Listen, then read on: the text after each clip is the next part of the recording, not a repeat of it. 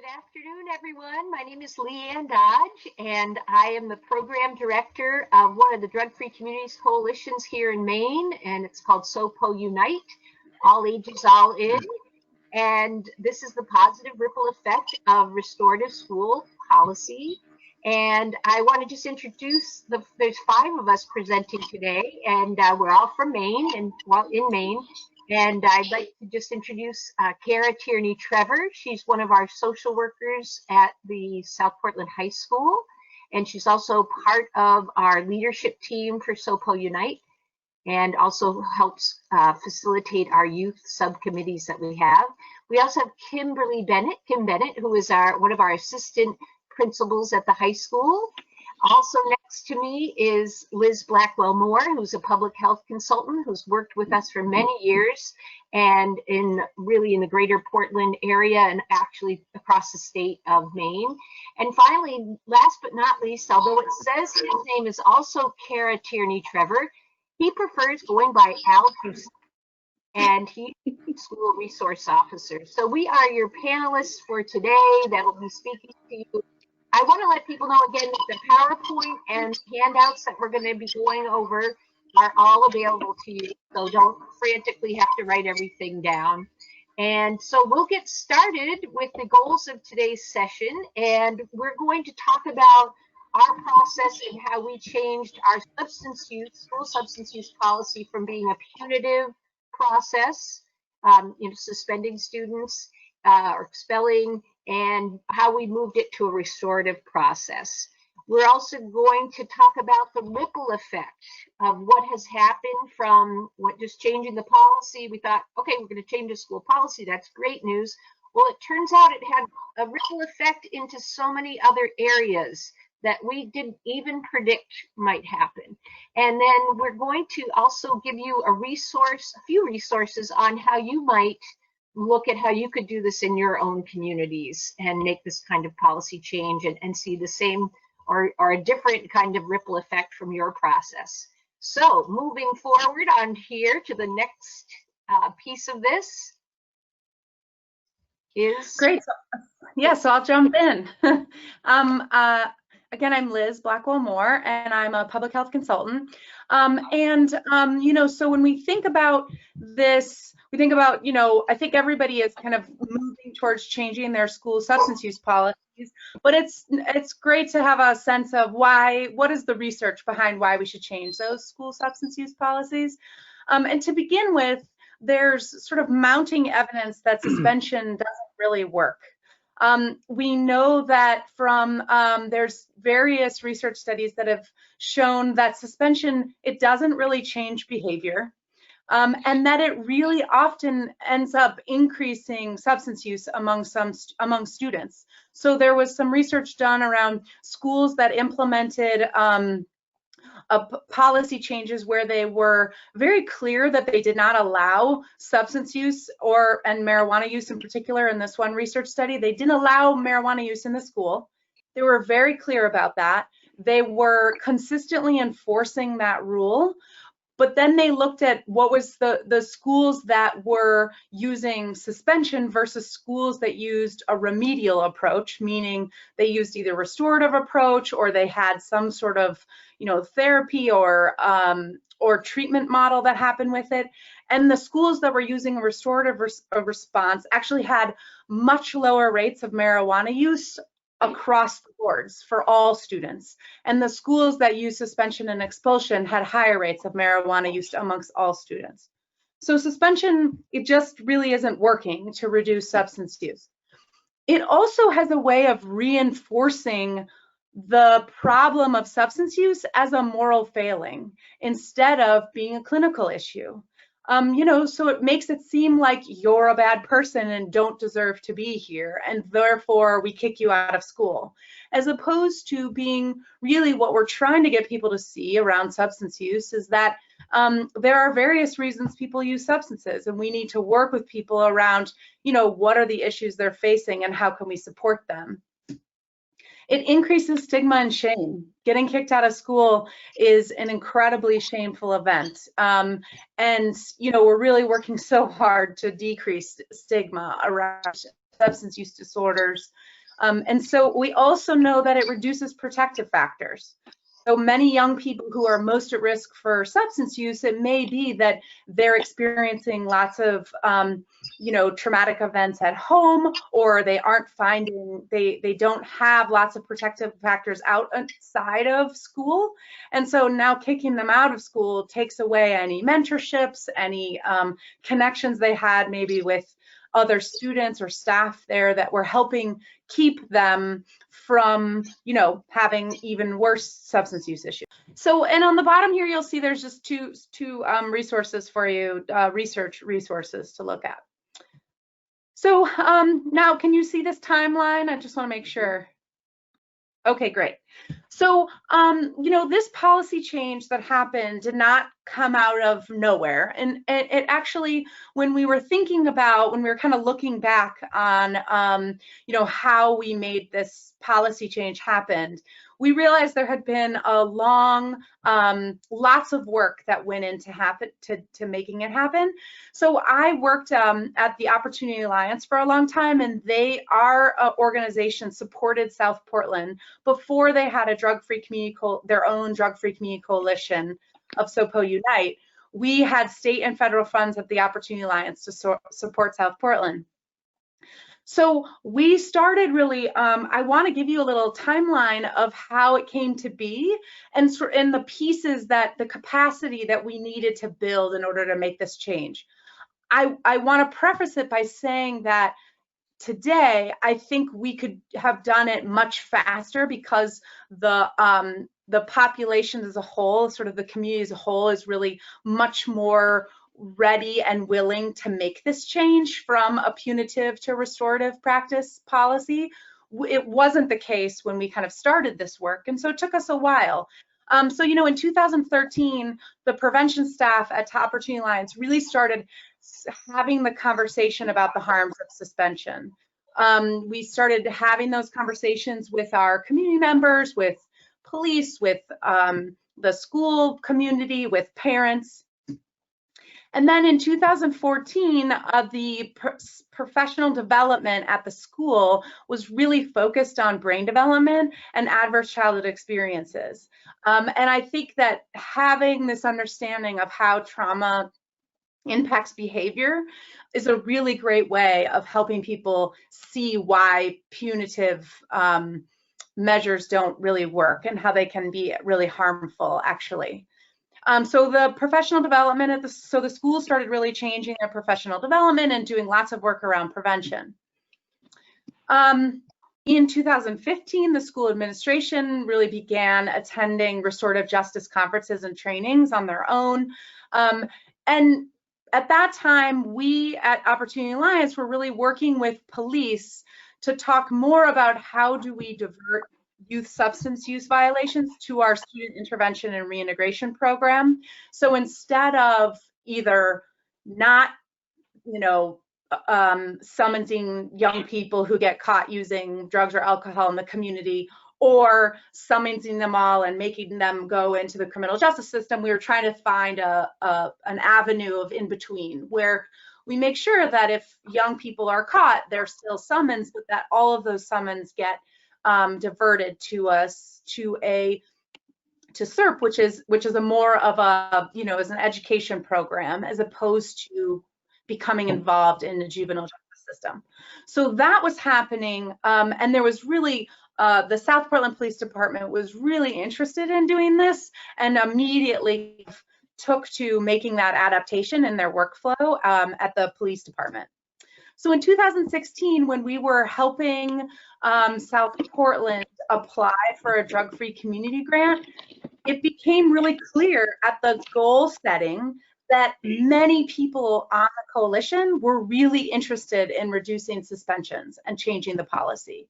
So it came from school staff, and we heard police talking about it, and there were community members. So there was like lots of voices in the room saying, we need to change this. It's not working for us, the current policy.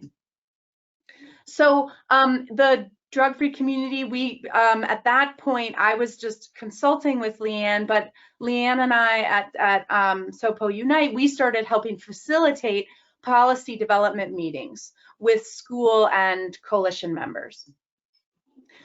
At that time, SOPO Unite also offered, used some drug-free community money to offer a restorative practice course for school district staff.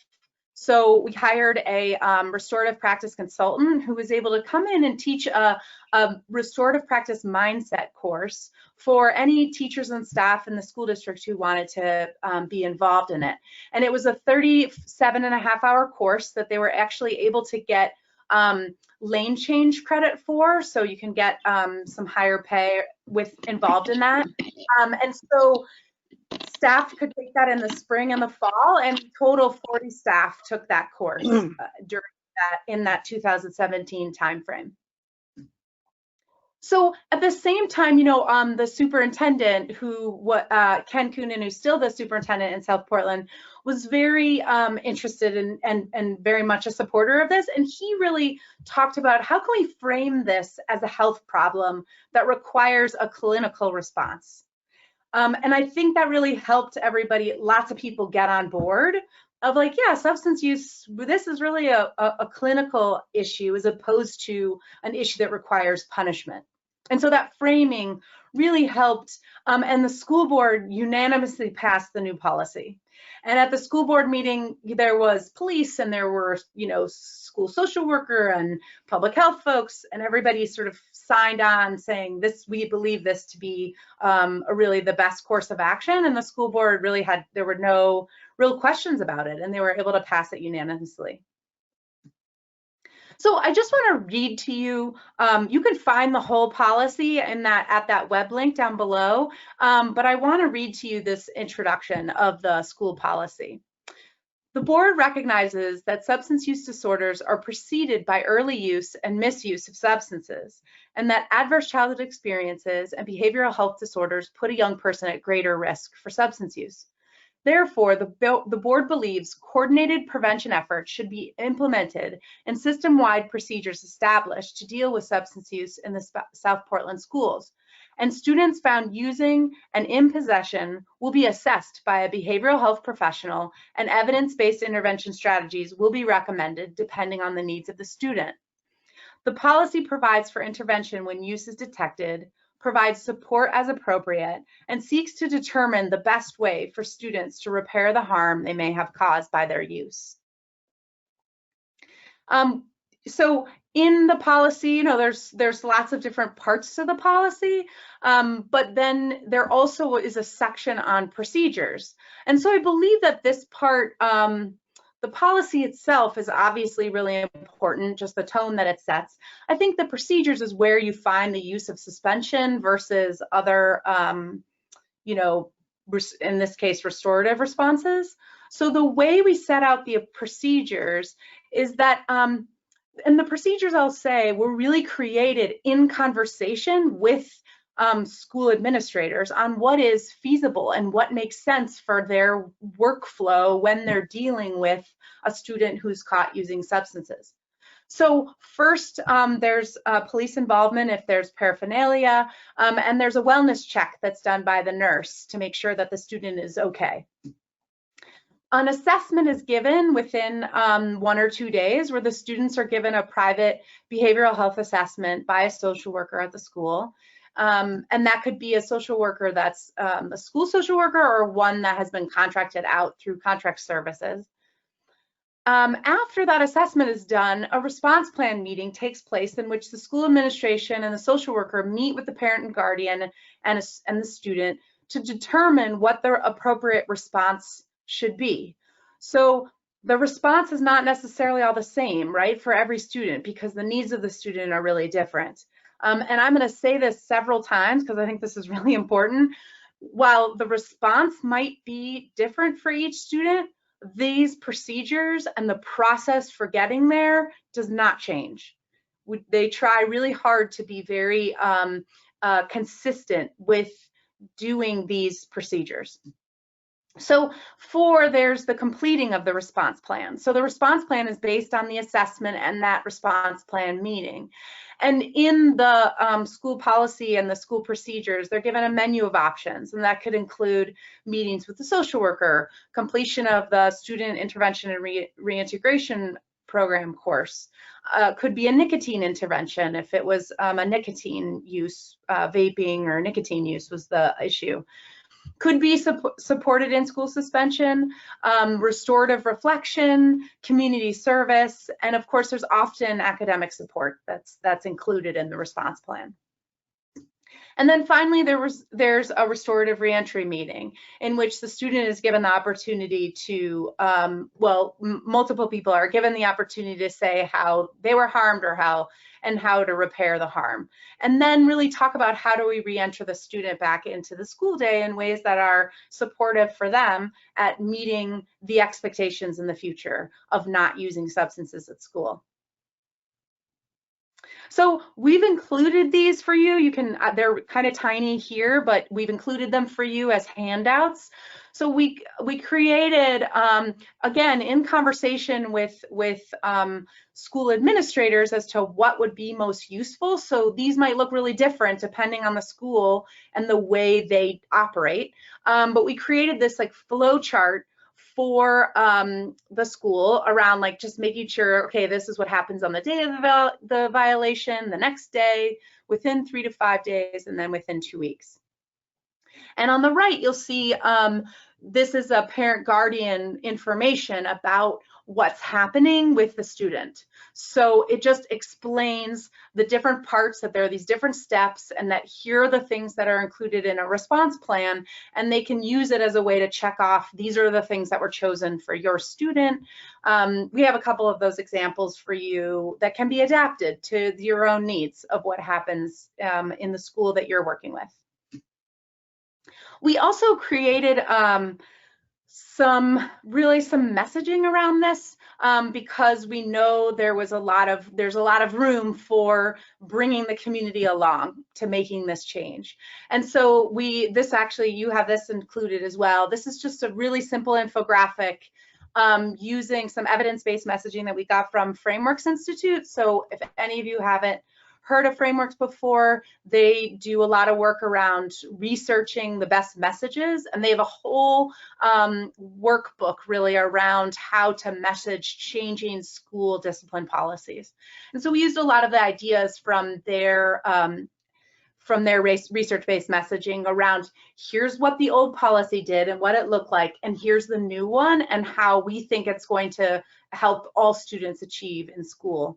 And so you can feel free to borrow this as well.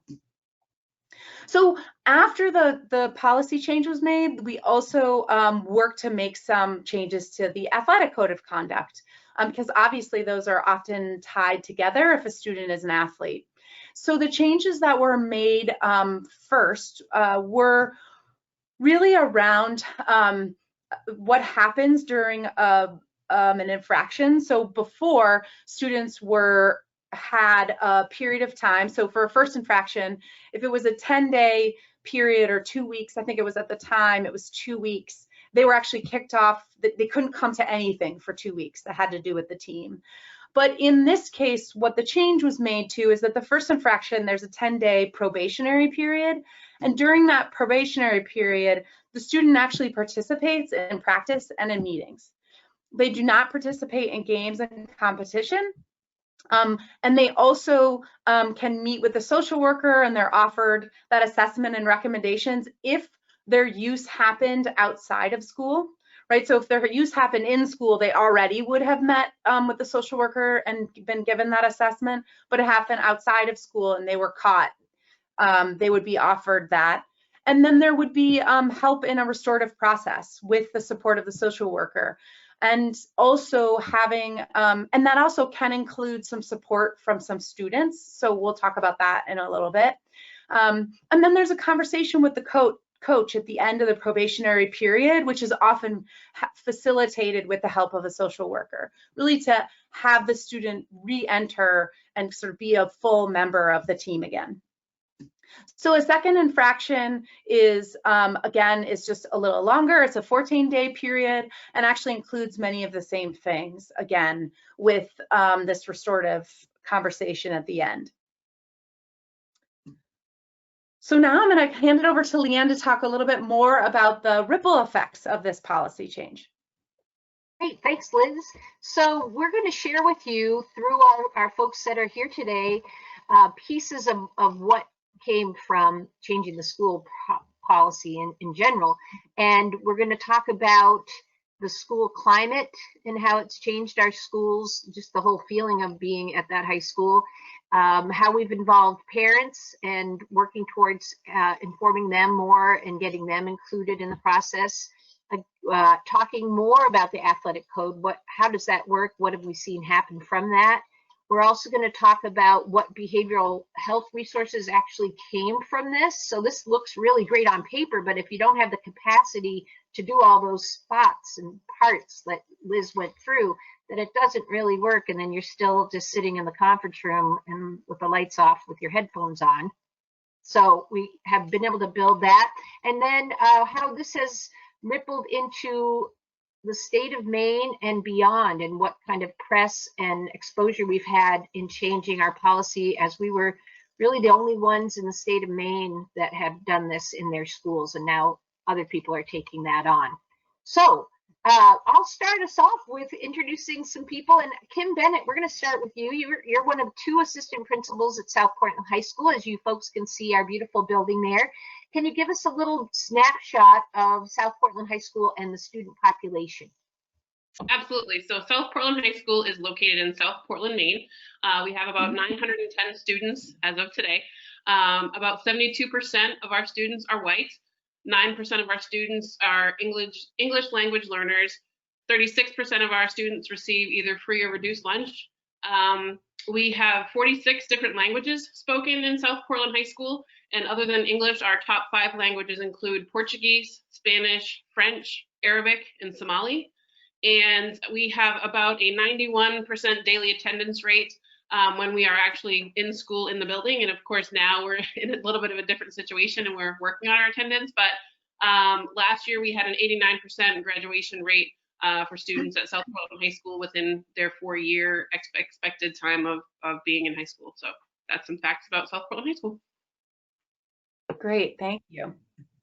So now I want to talk to Kara Tierney-Travers, the South Portland High School social worker.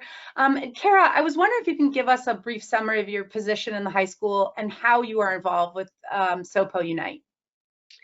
Yes, so this is the finishing year of my 17 years as a clinical social worker at South Portland High School. And a lot has changed since when I was hired. And I was really made to understand that any sort of issues that came up would need to be referred out into the community, that we would not be doing clinical work in the high school. And for many schools across the country, that has changed as the schools have become epicenters for community involvement, for mental health, for really many, many needs. So as that evolved, my response has been to triage issues that come up day to day. I'm not aligned with any one group of students, so I would respond to whatever the administration and the school resource officer would be responding to. So that could be anything from a substance use violation to behavioral incidences in the school, and really trying to put a lens, as you mentioned earlier, a clinical lens on all of those issues and behaviors in the school. Did you want me to respond about SoPo Unite too, or was that? Yeah, sure, that'd be great. So as you mentioned earlier, Liz, I was involved with the coalition before it became unique to South Portland, and was always looking for ways to find more community resources to deal with the substance use issues of youth in our community. So when asked to help begin the coalition in South Portland, I was really excited about that and knew that our community really needed to have that dedicated response. So currently I'm on the coalition and the leadership of SoPo Unite, and I guess importantly though, I help Leanne lead the student the student component of that. So we have about 70 to 80 youth who are involved in prevention efforts in the school. And we'll talk more about what that looks like, but I'm a liaison for a lot of prevention work, which is new for my role. And up till now, it was always reactive. So, yeah. So what do you think has changed for students who violated the school substance use policy since it's been sort of converted to a clinical restorative approach? Well, as you mentioned right off the bat, there's less shame, and we can tell in the way that kids and families respond to when they have had a violation that they're able to kind of have a response that allows them to take ownership and to take responsibility and move forward, and also get the assessment that may be really required to understand if there's some serious concerns. Where before, we often would lose those students, so to speak. They may still be in our school, but they weren't in our classes. They suffered in silence, a lot of them. So we definitely see a shift in response and the way that the school welcomes them back, really, through this process. And how about sort of coaches, teachers, parents? What have you seen in about them, their response? I think they really have I think they've really appreciated being involved. Again, probably a lot of people who are listening to this know about students who have a violation in a classroom setting, or maybe it happens and the coach knows, and then there's just, it used to be this huge gap of silence and no interaction between the teacher or the coach, and just sort of a disappearing act on the student's part, with very little information shared to the staff person. So I sense and have heard from teachers and coaches their appreciation to better understand what has happened to their student, so that they can support them in either returning to the classroom or returning to the team, and working together on whatever prompted the violation to happen in the first place. So in what way has the policy impacted the students who participate in the SOPO Unite student group? Well, they are our best ambassadors. So I think initially some of those students question, are my teammates, if they're using, are they going to be held accountable enough? You know, are they going to get off easy? And students, I think, also just didn't want to be the rat. They didn't want to be involved in something, you know, that would make them or their peers have a focus of attention that was negative. I think now we hear from them, though, that, you know, of course, in a kind of self-serving way, any student who's a young person, they want to win for their team, or they want to see their friend back in school. So they're thankful for that. And they can also see, though, that there is still a level of accountability attached to that. So I think, you know, on that first level, they're just glad to have their friend or their peer back, their fellow athlete back. And then they also are able to talk amongst themselves, we think and we hope, more about the importance of letting an adult, a coach, a staff person know if someone seems to be struggling before they're caught, because now they know that that student won't be kicked off for good, or they're not going to be suspended out of school for a week and a half. They know that they'll actually get the help that they need. So we have had some students come forward and let us know what's going on with their friends. And can you just tell us a little bit about any students who've, you know, volunteered to provide for support for other students who violated? Yeah, so we've had a number of our SOPO Unite students are athletes. So, and a couple of them have been captains on the football team and on the baseball team. So, you know, just off the top of my head, knowing that when we've had some of those reentry meetings that are a part of the process, we've been able to pull in those leaders, those SOPO Unite leaders, to be present in the room with me and the coach or this other staff person to witness with the student who had the violation, and to really be present for talking about it, and then offering the support to come back into the team. So whether that means walking with that person literally onto a school bus when they enter back onto traveling with the team, or going out onto the field, those student ambassadors have been really critical in helping re-engage the student back into student life. Great. Thank you so much. Yeah. Leanne. Great. So let me introduce you again to our school resource officer, Al Justo, although again his name He says Kara on his picture. He begged us to put it up there, but his name really is Al Justo. So let me ask you this. You've been a school resource officer for the past 6 years. And what role do you play in the response when there is a substance use violation at the school? First I'll start with tobacco. Now that it's legal, we used to have a smokeless Saturday, but we don't do that anymore. But prior to that before I got in there, when I got the job, I met with the lieutenant and I met with the juvenile DA, and Opportunity Alliance, like Liz said, already had some meetings with the police department. And I was wondering, how are we going to work with kids with substances? I mean, how are we going to make this fair across the board, but what are we going to do to try to help them?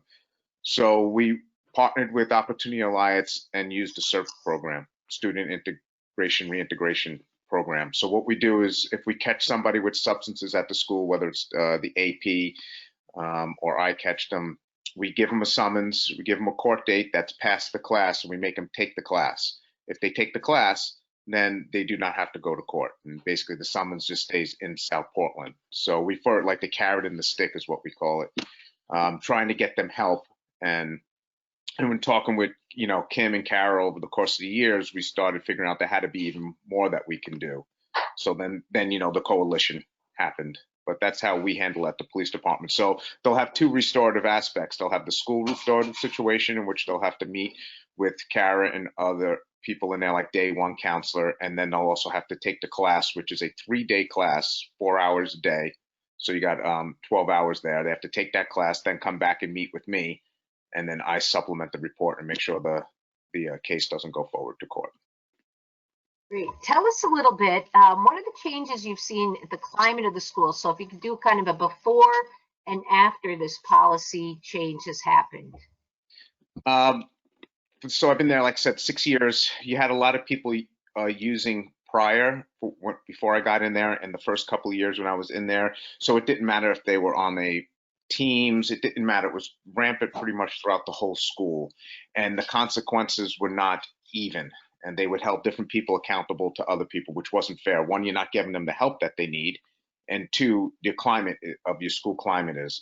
So with the developing of the coalition, the SOPO Unite, and having the kids take control of their own school, and that's what I asked them to. If it's your school, what do you want to do with it? So take back your school. So the kids started teaching. I'm sure Karen and Leanne will talk about it a little bit more, but they'll go into the middle schools. And within 4 years, by developing that and getting into that middle school, we have changed our culture. So I think now we have a culture of less use, even with vape pens. It's not rampant in the bathrooms as it used to be about 3 years ago. And now those kids who were 9th or 10th graders are now the leaders in our school, 11th and 12th graders. And they are, it's not common to do it. And they're telling middle school kids it's not common. So this has really helped change everything. So the whole program is there, every aspect of it, from community to police to teachers to social workers and to the students. So it's really working well. And would you say that students see you differently in your role as someone that's, more of a resource? And could you give an example of something pretty earth-shattering when a student actually gave something? Yeah. So I think they're seeing, we go into the health classes, Kara and I, and they're starting to see us as a resource. And especially at first they might think, oh, the police officer, he's going to be punitive all the time. But they then see me as a resource and they come to me. So after we talked in one of our health classes, a student came up to me who I have a very good relationship with and handed me the vape pen. And from there, referred that student to our day one counselor, and it's been ongoing since then, working on the substance use and trying to reduce the use. So, and it's, so that definitely was a very positive thing to have. It's like 2 students have done that so far, where they have given me their paraphernalia, I guess you would say, and worked on getting them the help that they need. So they know they can come to me also for help. I'm not going to summons them at that point. I'm going to get them the help. I'm not going to get them into the SIRP class if they willingly came to me. Thank you so much. And I really do want people to just pause and think of that again, of like a student would give a police officer a device. That's quite a big climate change. So thank you. Oh, you're welcome. And just to say one thing, I just wanted to the CERT class, you don't have to be summoned in order to go to the CERT class. So if someone wants to go to the CERT class, I've offered it to people to go to without a summons, as well as the school has too. So we could use it that way as well. That's it. So Kim, you have been the assistant principal for 6 years. You were assistant principal for 6 years before the policy change, and now it's been, a year and a half, almost 2 years with the new policy. How is the current approach different from the past approach to substance use violations? I think that things have shifted a lot. I think what Al spoke to about the climate has also changed, not just with the students, but with the staff. Before the policy change, if there was a student, with substance issues, really the assistant principals were acting kind of in isolation, and we were, dealing with it on our own with the student and would involve the SRO if needed. But beyond that, there really wasn't, much as far as help for the student, because our policies required that we send kids out of the building for suspensions. And at the time, our policy separated tobacco violations were separate from drug violations. And so if a student had tobacco products, they might be out for 3 days or 5 days, but students who had marijuana or other prescription drug violations were automatically out of school for 7 days. And so one of the big changes of the policy is that we now have one big umbrella, and we look at substance use, because we know it's really about the behavior. And as our superintendent helped us frame, that it really needs to be looked at in a clinical way for that. I think that another piece of it is that teachers, and there are probably a lot of teachers here today, teachers really do care about kids, and they really want to do what is best for them. But teachers also know that they have the risk if they have if a student is sitting in front of them in the classroom and they're worried that they're under the influence, that teacher says to themselves, geez, this is only the first day that this kid has been here in 4 days, and I'm going to send them to the assistant principal and have them suspended because they're under the influence. So the teachers are put in that awkward situation of having to weigh out, do I address the substance issue and get the kid kicked out of school, or do I look the other way because I want the student in my classroom? And for teachers, that's not a good position to be in, because there are no good options. And so that's something that definitely has helped us shift, is that teachers can now look at this in a way of being supportive to their students and not being a reason that the kid gets kicked out of school is a big part of that. Another part of it that has helped us tremendously is that we, through our email and through other systems, have created ways that students can reach out for help for themselves as well as for their friends. And that's through anonymous tip lines with our email system and other things. And definitely kids are reaching out for help more than they were before. Great. What changes have you seen among teachers with this new approach? I know you talked about responding more to things. Are there other changes that you've seen? I definitely think so. I think teachers definitely really appreciate the professional development that we've done. Leanne and I have done several presentations to staff on our professional development days, where we actually show the devices to our staff so that they know what they are. So again, they don't have to look the other way. We are working to build what we like to call substance immunity, where we're trying to teach kids skills to be able to stay away from substances. We know that if kids are engaged with activities and engaged with other things, they're going to be less likely to say yes to trying some kind of substances. So we're looking at relationship building, we're giving them the skills. Teachers really, really want to do what's best for kids, and they will reach out to us. I think that the staff has definitely become more involved with the restorative component of things. A lot of teachers who naturally have the restorative mindset but don't call themselves practitioners of restorative justice are really welcome to have conversations with students. So if a teacher maybe is in the bathroom and walks in and finds a kid vaping, and then they become part of the conversation with the student, it no longer feels like it's damaging that relationship with the student. It feels like they're helping them get back on track, and that they want to be there to support them, and teachers are much more willing to be engaged with that. I also think that it's really just creating, again, more opportunities for conversations for our staff. A good example I will give you is that a teacher reached out to me about a student who was repeatedly leaving class. And after we had done a professional development about substance use, the teacher said, this kid leaves my class, about every half hour. And now, it made me think when we had the professional development that maybe they're leaving because they need that hit, and maybe that's what they're doing. So we developed a system between the two of us where if that student left the classroom, I would be alerted so that I could go and try to find the student and intervene and have a different kind of conversation than just letting the kid come and go from class. So it's definitely, teachers' mindset has definitely shifted. Great. And how have parents responded to the changes? I think before the changes of the policy, students and parents felt like when their student was in trouble for substances that it became an us versus them mentality. It was the families versus the schools. It was the schools doing this to my kid to kick them out of school because you don't want them here anyway. And so parents really felt like the school was not trying to help their kid. It's easier for you as a school to kick my kid out so you don't have to deal with them for the next 7 to 10 days. I think now parents realize that we want their kid at school and we know that that's the best place for them. And we want them to get help with whatever issues they might have. So parents really like the in-school suspension option that we now have. And that's something that people should be aware that in our budget process, we put that into the policy that there would be an in-school suspension coordinator to work with kids and help with this process. And because it became part of the policy, it had to become part of the budget process. So that was a key thing for us. So we do have a person who is our restorative coordinator for that piece of it. I think that parents really appreciate that we've kind of forced their child to see a social worker, and the first meeting is always required that they do it.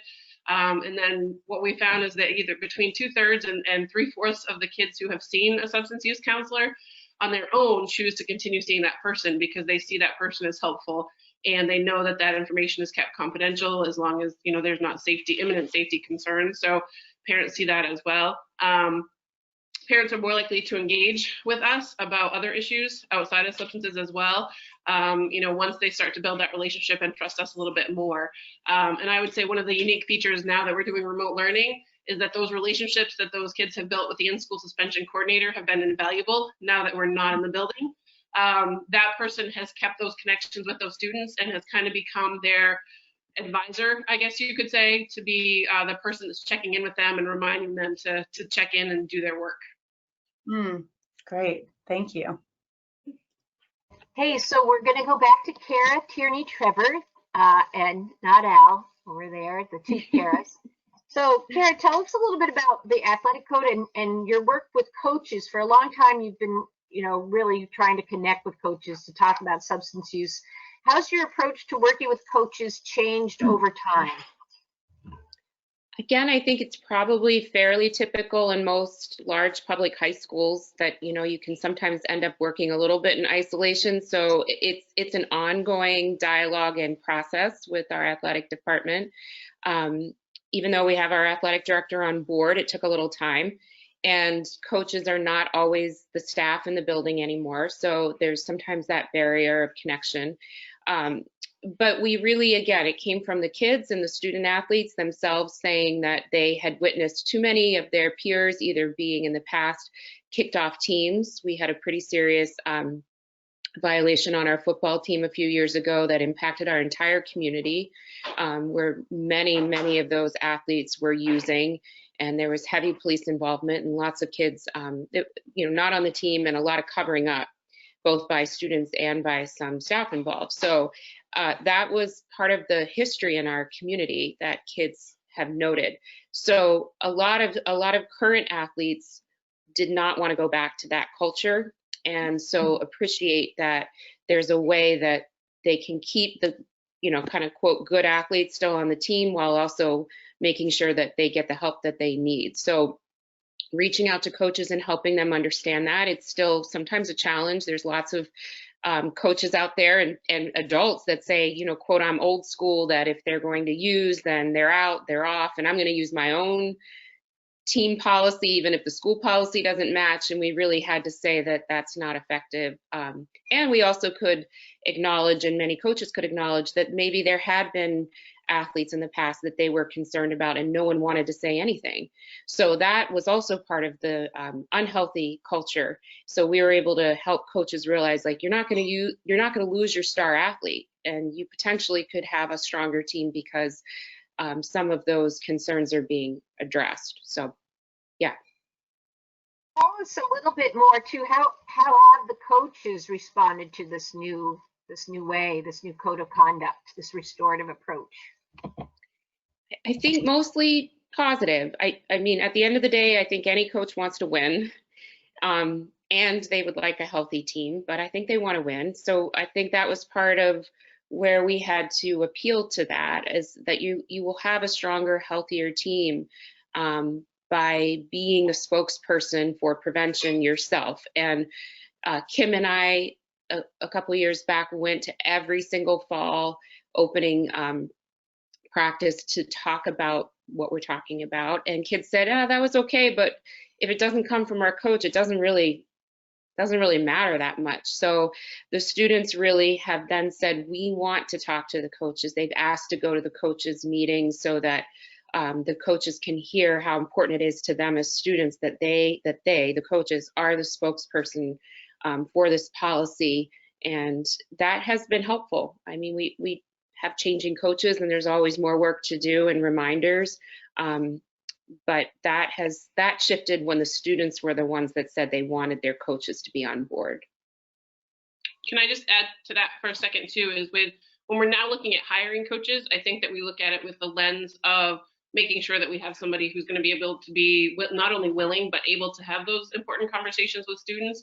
And, you know, when we're looking to hire somebody, we need to make sure that we're setting those expectations too of what they are expected to share with their teams and how this policy is something that they have to review with their players, with their athletes. It's a super important part. And I think we recognize the important role that coaches play. Sometimes they are the most important adult in a child's life. And so we're always reminding coaches that we can do consult with them to help support them, because I think honestly in the past there have been times when coaches, it's just too, you know, they're trying to strategize for their team, much less think about all of the health and wellness issues that are impacting. So I do think we try to offer resources to them in their role of mentoring and looking out for the health and substance use concerns too. And I'll just harken back to the beginning with Liz talking about protective factors. And if I wish we were in a room full of people in person and say, raise your hand if maybe sports was the thing that kept a kid in school, that was their thing. And then if we say, hey, you're kicked off, and in some schools they kick them off for all 4 years. I mean, there's some real extremes that can be impacted. And maybe, Kara, just in closing on this piece, could you share just maybe a couple of really moving moments you've had with a couple of coaches that were powerful when you had them come and actually have their athlete have to apologize to them and do that sort of, maybe just a little bit about that to give it a little flavor. Yeah, just the one I talk about, it's been a couple of years now, but it was on the football team, and it was a young man who was a senior and he'd played football his whole life, and it was the one of the final games, and it was a home game. And he, as well as everyone else, was really looking forward to it. And that day was the day he walked into the bathroom. It was the beginning of the vape scene. And according to him, you know, he walked in with no intent to use, but there were a bunch of kids in there and said, hey, do you want to take a hit? He did. And it was at that moment that a staff member walked in, and he was the one literally holding it. So he was caught. And that meant that that night or the next night was the game. So it went right to his parents and to his coach. And, you know, he was devastated. And he was most devastated because of his dad, who was living his own kind of legacy through his son and was just horrified that this was how things were going to end. So from that, though, we were able to bring the coach in, who was legitimately angry. And he had to process a little bit of that first. The coach, he did that with me. He asked if he could be pointed in his questions. He could. It was a restorative meeting, but there was room for opportunity to be personal. And from that, we also brought in a SoPo Unite captain who, you know, as he went through this process, the upshot of it all was that no, he couldn't play in that next game. But if they won, and they did, and there was one more game, he could still suit up, and he was still a part of the team. And he still went to the next morning's practice the very next day after the violation, Saturday morning at 6 a.m., whatever it was. And you know, it was difficult, but he was not alienated. And it was a opportunity to keep him intact and also keep his parents, you know, understanding of what was going on, and the team to be a part of the process with him. So, yeah. I'm sure he would have much rather not been out of anything, but there were consequences to his actions, and he knew that, but they weren't all or nothing. So they were restorative. Great, thanks so much. So, Leanne, as the program director of SOPO Unite, I was wondering if you could tell us a little bit about how resources and capacity have increased with this new approach. Sure. So here's a few things that were just awesome that unfolded. We had already had an adolescent treatment, a licensed alcohol and drug counselor in the school, very part-time, and with the support of our superintendent and this local agency, which is called Day One, we now have a full-time person every day, all week, and she was able also to do some work in the middle schools when they really needed someone to be on hand. So we really have that capacity of treating this as a clinical issue and doing that formal assessment. And as Liz was saying earlier, it's not a one size fits all. So that assessment's critical to say, hey, is this someone that's really on a path to having a substance use disorder at some point? Or was it just that handed it in the bathroom? So maybe there's going to be different responses to this. So it's great to have her on board full time.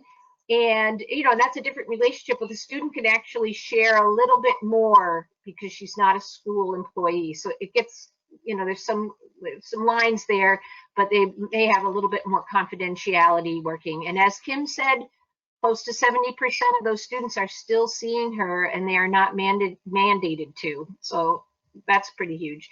The other thing is we have our superintendent, and Kim said again, in our budget, we now have a full-time restorative in-school suspension person. We try not to say that suspension word as much, but his name's Jason Jackson, and he had been in the school working with more of our high-risk students for a couple years, so he's really familiar with the high school. And so he actually has a whole classroom for students, and students aren't out of school anymore. They're in school they're keeping up with academics. He sometimes escorts them to class when it's time for them to go back and they might need a little steering. So he's there full time, and he's also addressing other behaviors, not just substance use violations, all different kinds of stuff. So he's there full time, and he's an ed tech, so it's great. It's a hard line. It's not like grant funded.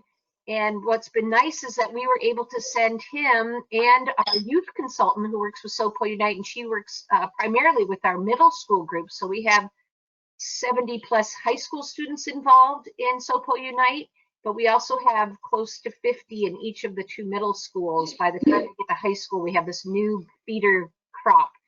So Sarah Jorgensen, who I think is on the line, is our youth consultant who's also got a master's in social work. So we were able to send she and Jason Jackson to the week-long Restorative Justice Institute, International Institute that's held all over the world. And so Jason went to Seattle, Sarah went to New York, and now so they're really having that background on the philosophy of restorative practice and the real practical how do you do this. And Sarah's going to be able to do some consulting in the middle schools because this policy also applies to middle school students. And then finally, we also work closely with the Restorative Justice Institute of Maine, and they have free services that they can help with some of our real serious issues that are going on. They're able to even go to people's homes and meet with students and their parents. So that's been a really valuable resource as well. So those are our behavioral resources. And now I'm going to ask Liz a little bit about what we're seeing, the ripple effect out there in the community and across the state, and then even what kind of national coverage we've been getting about our changes. So yeah, so we'll, oh, sorry, go ahead. Yeah, so tell us all about these circles. Initially, young people from SOPO Unite were invited to come present to legislators through the youth caucus with legislators up at the Maine State House, and a group of SOPO Unite students went up and was presenting on the new policy, and they were amazing ambassadors for this change in the policy, and also around talking about it as a using a clinical approach. And so they sort of got that ball going, that conversation going with legislators around really changing this, changing the policies across the boards, across the state. And from there, Maine DOE actually, through the help of a state legislature from South Portland, Victoria Morales, she really helped shepherd and push through the Maine DOE adopting a model policy similar to the one that South Portland was using for the state that can be used by other schools across the state. And so from there, we also seen there was a lot of local interviews, a lot of local channels picked up the news story around the change. And from there, the Pew Charitable Trust did a pretty big article on South Portland High School and on the change in the policy and on vaping. And then that also brought, Kara was on Point on NPR doing an interview about vaping and how the school is responding differently to the problem. There's also a journal article from New England Psychologist. And so there's been really good publication and just news media about this change. We also all presented together at the national, that's not a bubble on here, but we also presented the National Prevention Conference in DC. Now I can't even remember when that was. It seems a long time ago. It was in February. And, we had a room full of folks who, were really all interested in making this change in their own communities. So I think there's a huge amount of people who want to make the change. It just hasn't really happened yet in great numbers across the country. But now, Leanne and Kim and others are really fielding lots of requests from schools and coalitions seeking technical assistance for them to replicate this in their schools and in their communities. So there's been really great uptake of this idea and of the policy, as a model to use to be able to make it their own, that fits for their own school district. Great, thank you. And, just telling people about it, from I know we'll work with the 7th graders and just talk about like, hey, do you think it's a good idea to suspend kids? And kids go, no. And you talk to parents like, yeah, that doesn't make any sense. So really the common man will say like, yeah, that doesn't change behavior and that doesn't really work. So just knowing, but when we first proposed it and talked to students about it, it was funny. They did say, I think we'd rather be suspended. You're like, what? Yeah, of course, who wouldn't want to like sit on a couch for 7 days? Thinking about that restorative process of reentry and having a conversation with the teacher who you just plugged your Juul cartridge into their laptop, and now I have to apologize to them, or this coach that's helped me for 4 years. That really isn't lots of fun.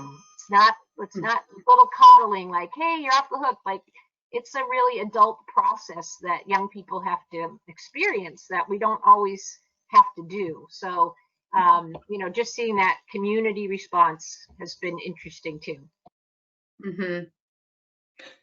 So at this time, we would actually, if we were in person, we would actually have you all kind of think about your own community and what you have going on in your own community.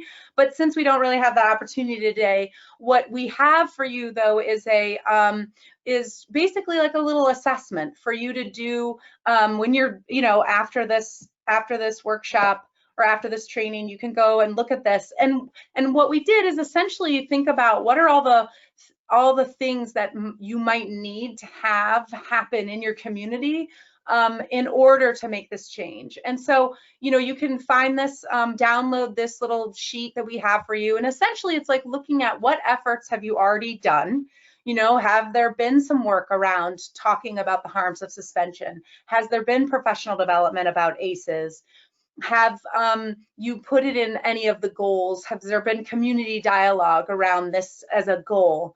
Has there been staff development around doing restorative practice? Has there been engagement with the police? So really thinking about what have you already done, and then thinking about where is there readiness to change in your community. You might find that you have a particularly, really a police chief who's really ready to shepherd this. And I think in South Portland, we had a combination of superintendent and a police lieutenant and a bunch of other folks who were like really on board, and that helped push it through. But it doesn't have to be those folks, but it's helpful when you can really get them on board. And then thinking about which efforts could you really just start building towards. So this is just for you to be thinking about, this is just to be helpful for how to make this change in your own community. Okay, so I'm just going to cover some next steps that we're going to be working on. And so if you'll look at this, we'd like to do more parent engagement. We actually have many sessions that we do with parents. We have the 5 parent connectors across SOPO Unite that help us across South Portland, that help us plan different sessions for parents and guardians.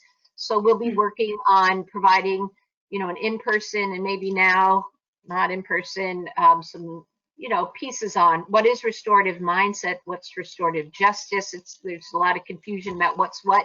So getting more parents in the know about our school policy and how they can be part of that.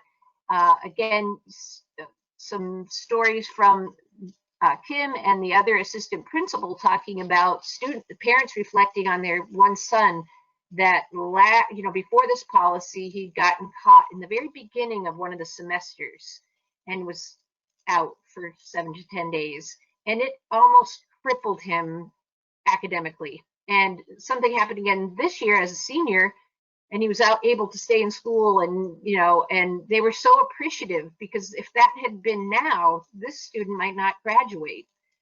So again, getting some of those stories, I think stories can be really helpful to have parents go, yes, okay, this makes sense. It's not letting them off the hook, but really more support. We also want to change our co-curricular code, because why are athletes so special? How come they have to sign a special code? What about the folks in the theater program, in the musical? And so we're working closer with students to figure out, well, which extracurriculars out of the 65 of them that there are, where does it make sense to have an additional code for those students who probably are competing outside of the school in performance and going on trips to New York to see Wicked, and should we have some additional code really in a restorative way for these other students to also be a part of that. Again, we want to continue to communicate with students and the staff and parents. And, I'll run into people that are staff at some of the middle schools that go, oh, I didn't know we changed the policy. So you have to remember that we're going to have new staff every year, new students, new parents, that need to keep doing that through online messaging, social media, but also in person.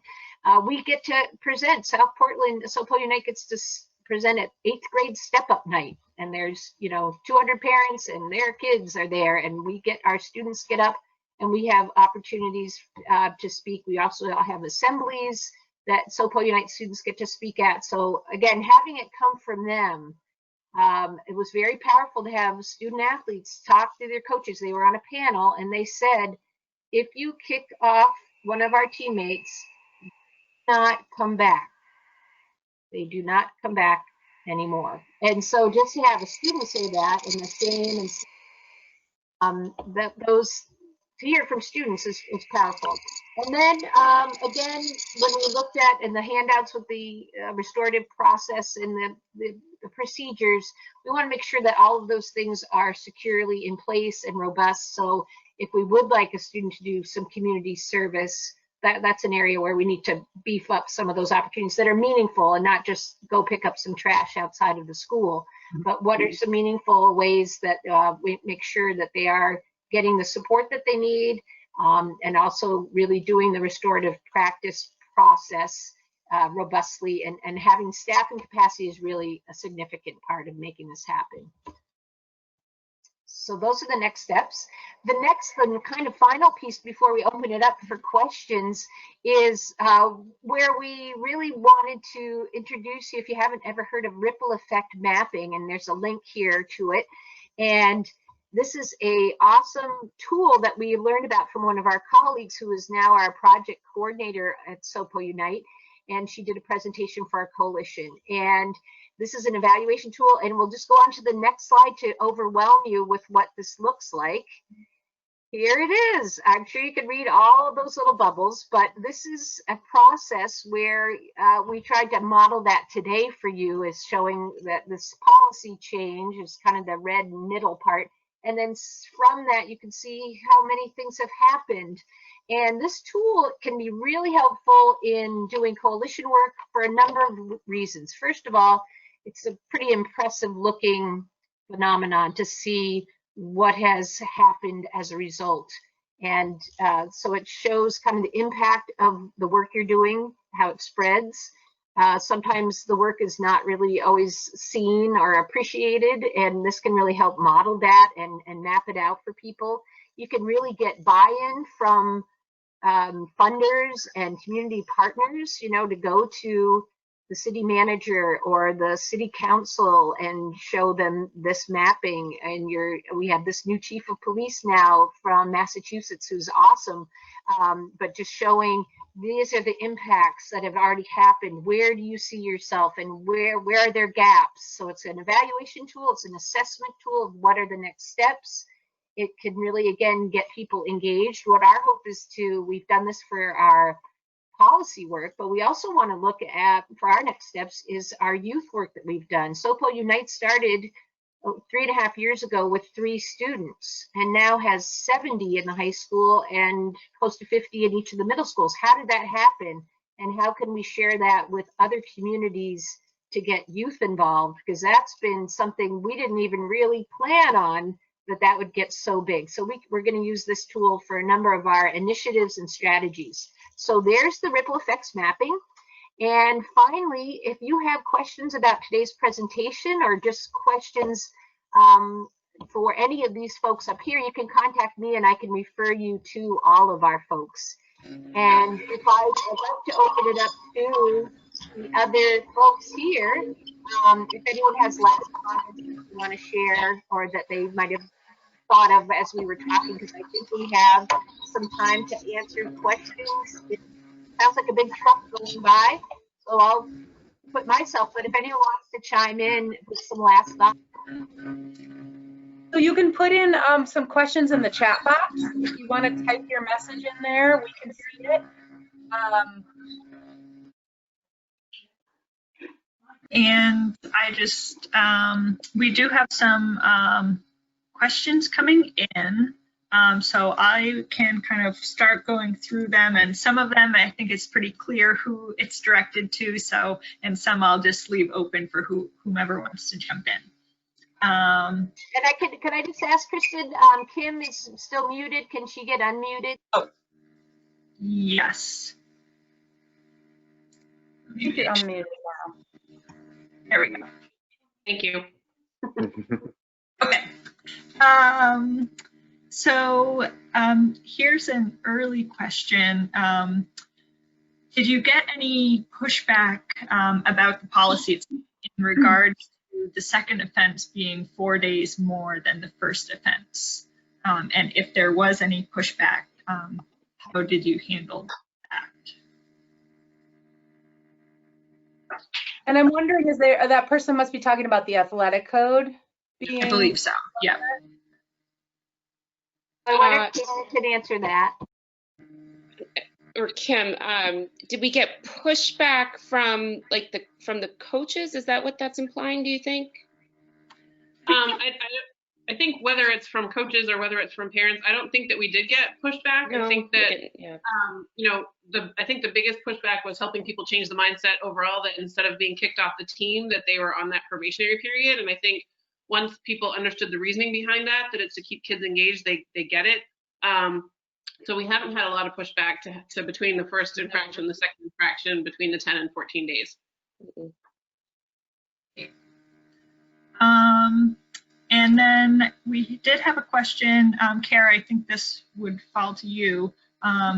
Does the social worker assessment fall under the 42 CFR Part 2 confidentiality kind of rules? And how do you work with that confidentiality piece and also involving the discussion in that restorative practice? I guess that's two-part. I do offer, as a licensed clinical social worker, I do offer confidentiality to all students with the caveat of harm to self, harm to others, or someone hurting them. And that applies to this as well, to substance use conversations. And most of the time that seems to still be okay. They know that I report back to administration that the conversation happened and was effective enough. And if they decide to follow up, that's for them and for me to establish that ongoing work together. But there are definitely students that would prefer, and we recommend that they see our contracted worker, our contracted clinician, who is in our building with a full-time office, as we mentioned. We're licensed the same way, but she does specialize in substance use, and she's not employed by the district. So even if that's just a perception, it's a real one. And for some students, that has made the difference in them being willing to go through the process in a more vulnerable, honest way. So thankfully, we have both options. Sometimes the kids are kids that I already have a relationship with, though, so it would just make sense. Or I have a relationship and they don't want to because they would like an objective opportunity. It is good to have the option. But if we didn't, I up until the last 2 years did do it on my own. That's without our policy in place, but I was doing it on my own. And Kara, I wonder if you can talk a little bit about then how does the conversation you have, inform the response plan? Like how does that happen given confidentiality? Yeah, that's a good point. Because, we treat the violation as an opportunity for an assessment, even if it's a student that I've already been working with, it's a new opportunity to reassess then the issues around substance use. So, sometimes it's a realization that they need more than working with the school social worker on an as-needed basis. Maybe they really do need ongoing support. Maybe the conversation is how to help them help their parents better understand what's going on, or to just get them additional intervention. So, and then there are other students that the assessment leads me to believe with them that this might have been a one-time trial, and that's not to say they aren't still at risk, but they have a lot of protective factors in place and the assessment shows that, and we can kind of move them along their way, and they know who I am, they know who the supports are now because of what happened, but we don't have to sign them on for like therapy for life, and I think sometimes high school kids, when you refer them to any of us, they're, slightly rolling their eyes. Why wouldn't they? A little bit. So I think we again try to match the situation and the student to the resources that we have available. Thank you. Let's see.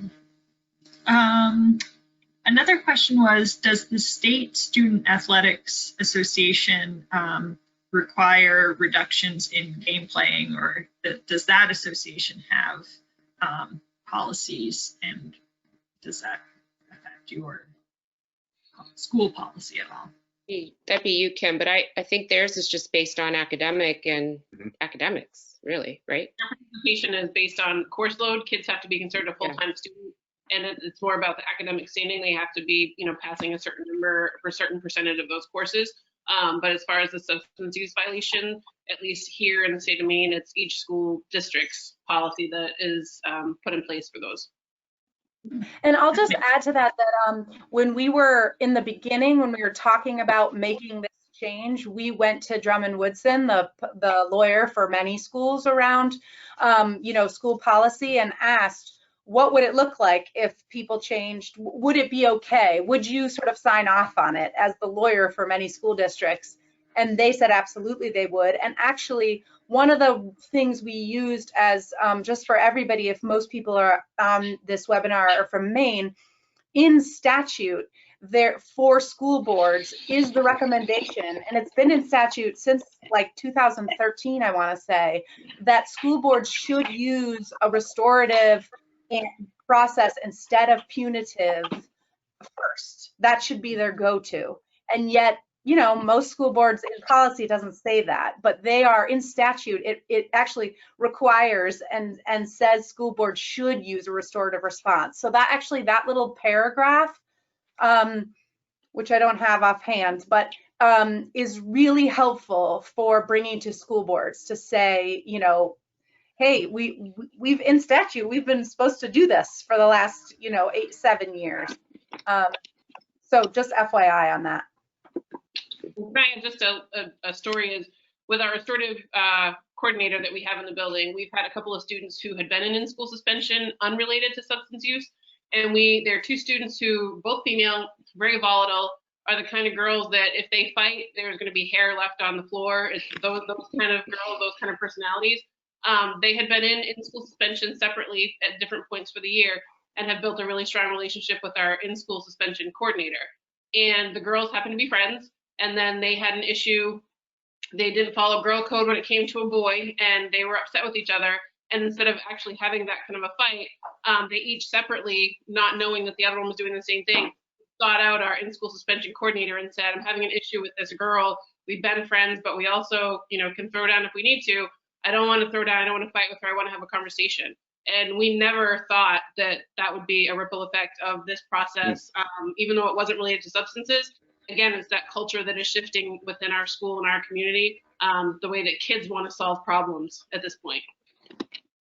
Awesome. And I think this relates a little bit to that.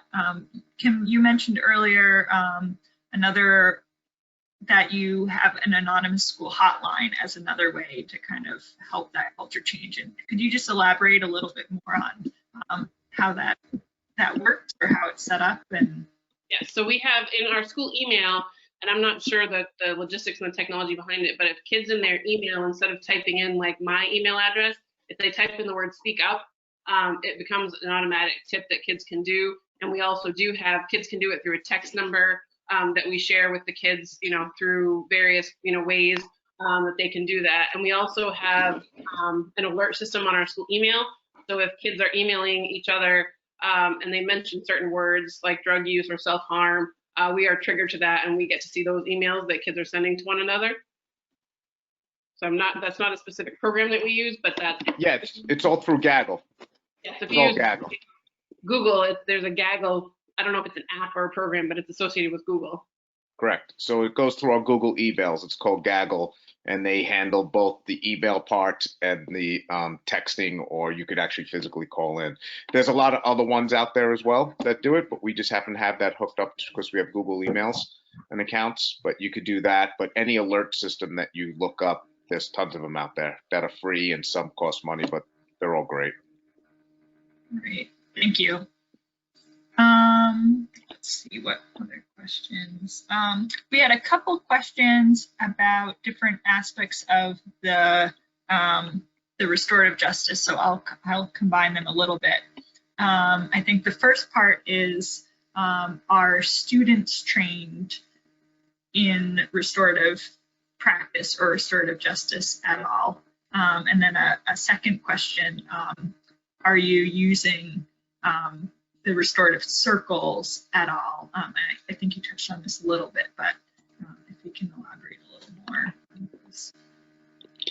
I can speak to it, Kara, you can too, and all of us can, but we don't have students right now that are specifically trained in the restorative process as far as being facilitators. We're considering that in the future because we know that it's pretty powerful when kids have that leadership role in that capacity. So that's something I think we would strive for.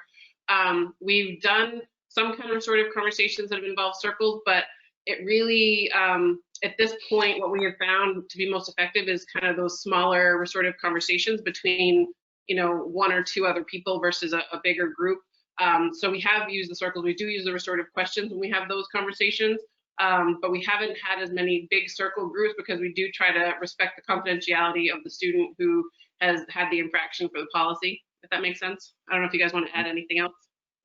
I would just add too that our students we have an annual youth summit with a number of other drug-free community coalitions with about 100 students. So there's been breakout sessions about restorative work. We also have some students who are volunteers at the Maine Youth Court, which is held in Portland, but works with students, and students are the judge and jury, and they get trained in the restorative process. So some of our South Portland students are on that board. And Sarah, who I mentioned earlier, has been trained now, going out to New York for that training around how to do circles. And one of the movements is to think about in middle school earlier, the social emotional learning, and even at the high school level, to use that advisory time that's every day. And the students have the same advisory teacher all 4 years. And how could they use that time to do restorative practice and mindset and mindfulness and using that time in a more effective way, because they're in it every single day. They have, I think, right? They have advisory. So we do like to help people figure out how do you do just the mindset, having conversations, that philosophy, so that when there are some more serious, heavy stuff, it's not out of the blue, that they're not used to having to and an adult eye to eye and have these conversations. So we are hopefully moving towards that. We have a lot of support from our principal to put some of that in place. And again, that 37.5-hour course that Liz mentioned, we were able to train 40 staff, and they offered it 2 times. So people, you're just hearing some of the teachers who went through it, and they said, you know what I'm going to do? I'm going to stand at the doorway and say hello to my students when they come in every morning. That was this one teacher's like big project he was going to start doing. I'm like, you haven't been doing that already? So, you know, this is a continuum of where people are at and who might be those newer student teachers that are like into this and could get that started. And then we did have a couple of questions about the justice side of things and the police side. So Al, one question was when in the policy it says like police involvement in if there's a substance issue. And could you just elaborate a little bit more? Does that necessarily mean a summons or a citation, or how does that sort of legal side of things work? So I don't know if I mentioned earlier that South Portland Police Department did make it part of their policy to divert first-time offenders. So we have to divert first-time offenders per policy. That's what me and my lieutenant at the time worked on. So being that I am the SRO in the school, I will be notified of violations. And if there are violations, they will get summons, but they will get summons with diversion. And one good thing I found that we wound up talking to the teachers to find out what my role actually was and how much we divert both all behaviors. And that became more of a buy-in too, so that they're not what we mentioned earlier, like what they perceive as protecting the student, they're actually making it worse. And I find when schools do not have good relationships with their police department and the police department doesn't have a good relationship with the school, things either, they just don't work. They don't work out as well. It works out better restoratively if everybody's on board. And it's really important that, I mean, some schools don't have SROs, so they have to try to have a community liaison somewhere in the police department to try to make sure, because things happen outside of school too. So if the kid gets caught outside of school with substance, we still divert it. You know, so it's not just in school, it's in the community itself.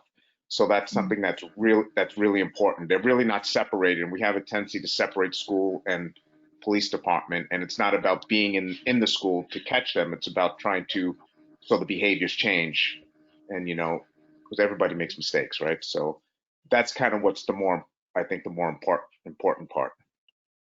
And if just to finish on that, we have a good relationship with our juvenile community corrections officers. So let's say if we diverted the first time, and then the second time, if it did have to go to the juvenile criminal justice system, it still won't go to court. The juvenile community corrections officer will divert it, but will divert it further than what I already did. Since I did serve, they'll try to make sure counseling is involved. So we still try to communicate that way to divert it as much as possible. Thank you. And another question was, do you participate in any, like the youth risk behavior survey, and have you had the chance to collect any data or see any changes in your school data since this policy has been in place? Yes, right. We have the MIAS, is it? Mm-hmm. Is that correct? Yeah. So we've seen, and of course that's 2 years back. Is it 2 years back?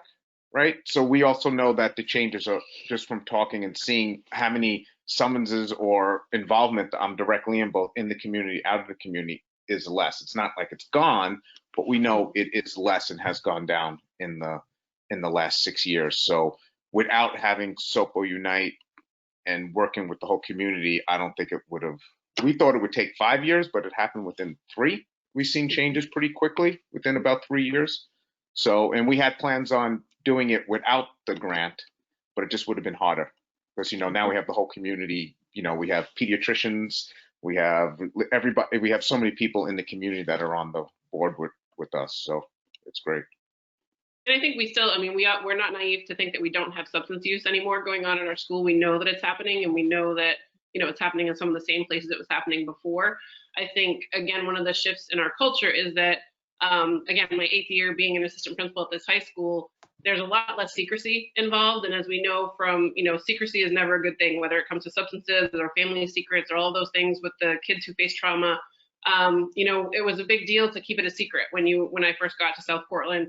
And it was, who could be hiding this or who could be hiding that. And so if somebody was pulled aside to be searched, it was, it was a really big deal. And it was, in a way, it kind of defeated the purpose because it gave kids that cool factor in a way that we didn't want them to have that.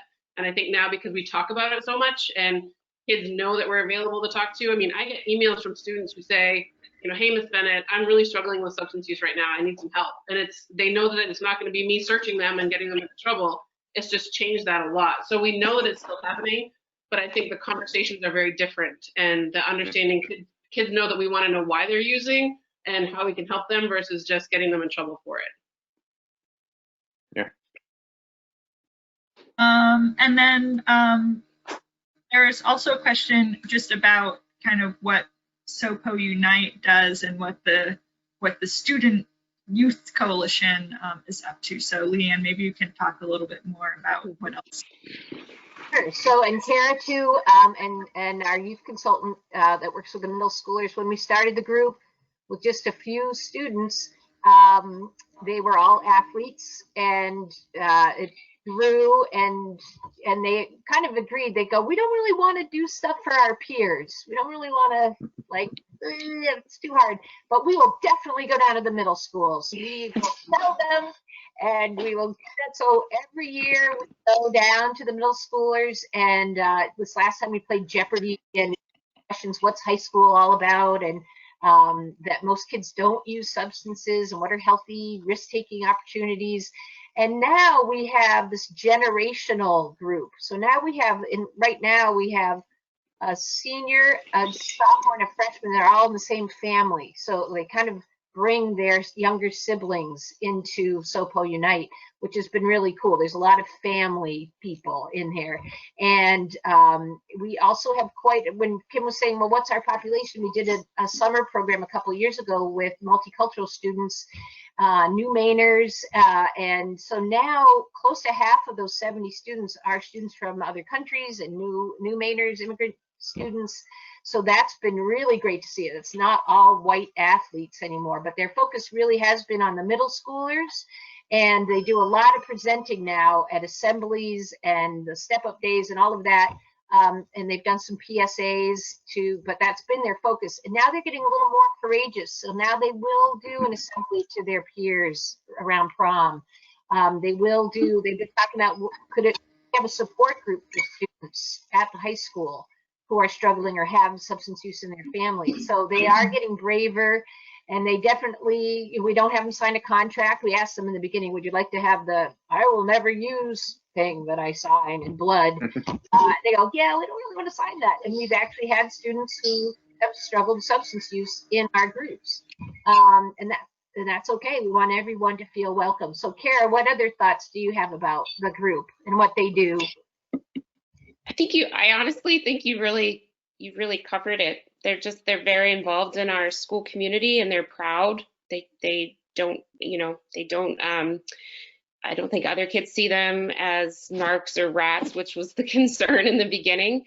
They just see them as active community members. And so even if everyone doesn't, we have a lot of students who don't come to our meetings or are not identified as SOPO Unite members, but they know who we are and they support those members who are pretty active. So I'm sure there's pockets of kids that we miss around it, but mostly it's a positive group in the community, and it's well supported and it's grown.